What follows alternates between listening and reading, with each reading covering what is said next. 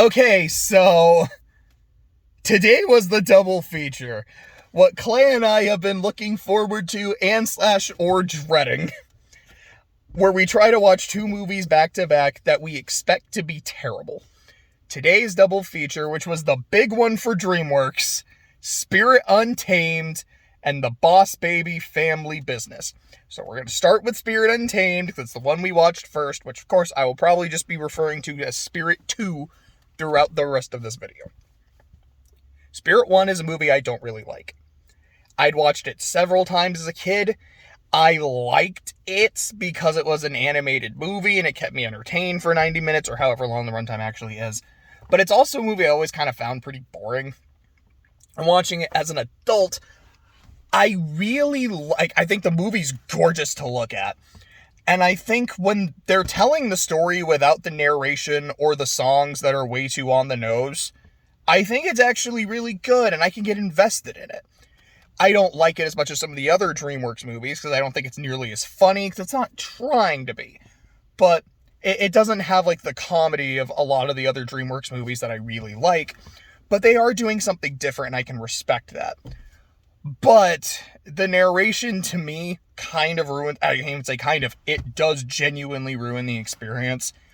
And I feel like the songs not quite as much. They're kind of like the Phil Collins songs in Brother Bear or in Tarzan. But I really like Phil Collins, so those don't bother me as much. And I like Bryan Adams fine, but I don't like him nearly as much as I like Phil Collins. So they just, like, the movie just feels like it's talking down to me, so I don't really like it. Spirit 2 does not have those problems. It does not have the condescending narration. So that's a plus. It's the only plus the movie has, but it's a plus. We take the W's we can get. So, I think this movie looks ugly. I genuinely dislike how everyone looks.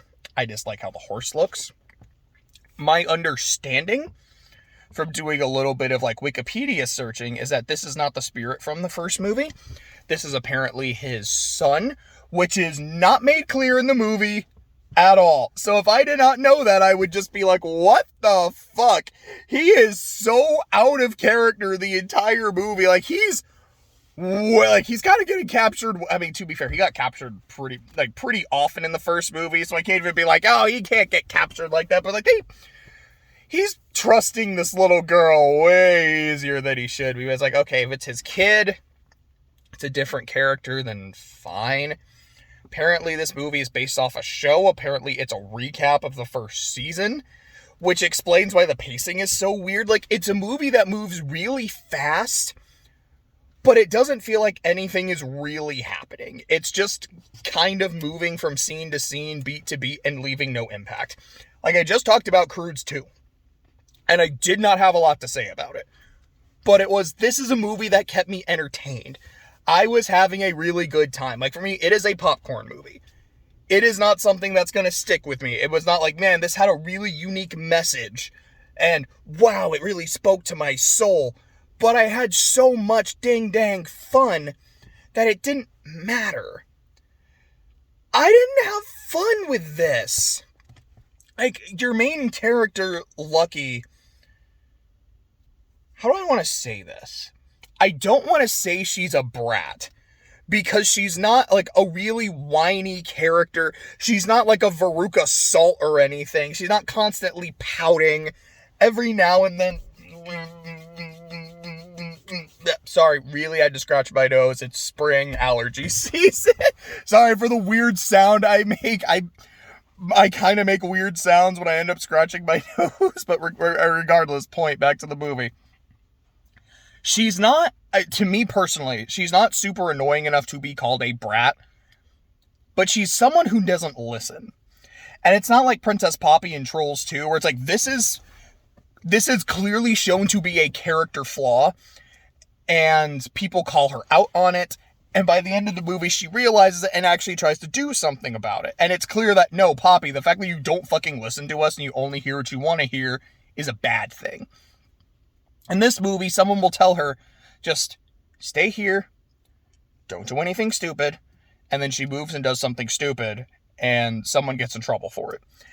Like, there's literally a point, not very long into the movie, where she sees a horse outside the train, so she goes outside the train and is, like, creeping along the side of the train, like this is Back to the Future Part 3, to get closer to the horse.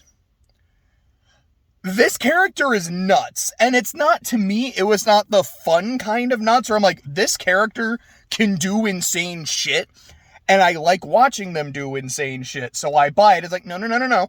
You're a child. You're not a child who is, like, very well trained. You don't have superpowers or anything. You should not be doing this. You should probably be dead. What the fuck? Like, to me, there was such an immediate disconnect with this character, and it never got fixed. The fact that, like, there's a part where her aunt is going inside a building, and she's like, hey, just stay out here. Don't move, I'll be right back. And I immediately thought, you know what happens when you tell this girl to sit there. It's already happened twice in the movie. We're like 10 minutes in, lady. And it's already happened twice where you've told her to stay and she doesn't. Just fucking take her inside. You're a moron if you think this is not gonna, like, if you think she's gonna listen to you. And she doesn't really get called out on it. Now, there'll be comments about, like, like, why don't you, like, ever listen? Like, oh my goodness, like, when you do shit like this, things catch on fire, but she's never punished. Now, don't get me wrong. I'm not saying that, we gotta have fucking corporal punishment. Like, when the kid misbehaves, so you gotta give him the backhand. I'm not saying that. But sometimes that is a method of discipline. And again, I am not the person saying you should beat your kids, but a spank, a simple slap, sometimes it works for a particular person. For some people, corporal punishment does nothing. For other people, being grounded or being yelled at doesn't really do anything. You kind of got to find what works for the kid without going overboard. Like, I don't advocate for going overboard or hurting children. But sometimes, like, I think this character just bugged me so much, I kind of wanted to see her get slapped. I think that's what it comes down to, because, wow, you don't listen. And at the end of the movie, her dad is apologizing to her for being like, oh, I'm so sorry. I didn't think you were capable of taking a wild horse and leaving for a couple days and not telling me, and I didn't know where the fuck you were, and also, it was a while before I even knew you were gone because I'm such a good dad. But I didn't think you were capable of doing this, and then, like, doing the fucking canyon jump from the first movie onto a moving barge with a bunch of cattle wranglers, and, oh god, this movie's so fucking stupid. I hate... This movie, to me, was boring as sin. I did not feel invested in the characters. Every now and then there was maybe something mildly entertaining, like when one of her friends, like a little blonde girl, is like, oh yeah, there's this kind of creature out there, and this one, and then this one, and then she makes this face while she's laughing, and it genuinely looked like a Chucky face. That entertained me. That got a laugh out of me. It was like, yeah, this is fucking bonkers. Why is Charles Lee Ray in this movie all of a sudden? But from shit like that, no, the characters are very bog standard, and it's the kind of thing I don't like. I think for me, it's like, yeah, I don't like a character that doesn't listen, gets in way over their head, but succeeds. I think it's especially when it's a child. Now, it can work in some circumstances. Again, if you go out of your way to show, this is a kid who's very smart. This is someone who does a lot of training. They do have a power, so it makes sense for them to do this shit. But all I can think of is, I don't know how old she is, so I'm going to guess, 11, 12. You're telling me a random-ass 12-year-old managed to do all this shit? I don't buy it. It creates this huge disconnect. There's really not much else to say. I will say this. given that this was a double feature, and the point of a double feature is let's watch two terrible movies back to back, I did have a good time. Clay and I had a good time just kind of MST3K'ing the movie the entire runtime. It was wonderful. I was like, this is everything I wanted this movie to be. Like, How to Train Your Dragon, I thought was going to be great, and I hated it. Home, I thought was going to be fine, and it was terrible. This, I thought was going to suck, and it pretty much sucked exactly as I thought it would. So I appreciated that.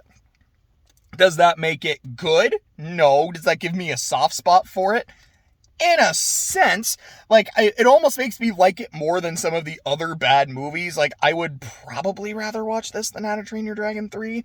Or it makes me less angry than How to Train Your Dragon 3 does. I can say that for sure, and it doesn't annoy me as much as Home does. It's still bad. I still got pretty much nothing out of it the entire runtime, but at least it's not actively annoying and not actively infuriating. It's just bad. But sometimes it's kind of fun to watch something that's just bad. Now, I understand that it is part of a show. Apparently, the show is pretty good. It has like 8 seasons.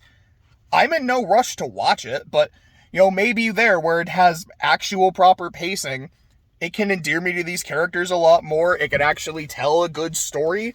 So this is in no way an indictment of the show itself. If it's great, it's great. And again, if you like this movie, you like this movie. I personally just did it.